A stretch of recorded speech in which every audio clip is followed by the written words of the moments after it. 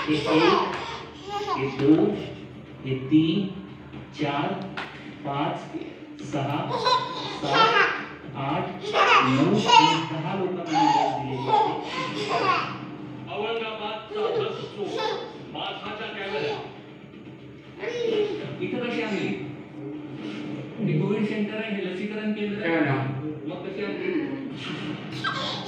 लस police racket राज्य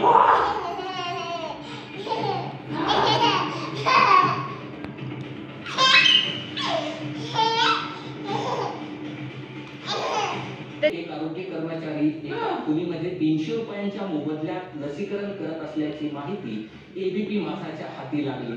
आम्ही याच बातमीची शहानिशा करण्यासाठी आमचा छुपा कॅमेरा घेऊन लस घेण्यासाठी या खोलीमध्ये दाखल झालो आणि पुढे जे सुरू झालं ते सगळं माझाच्या कॅमेरात कैद झालं.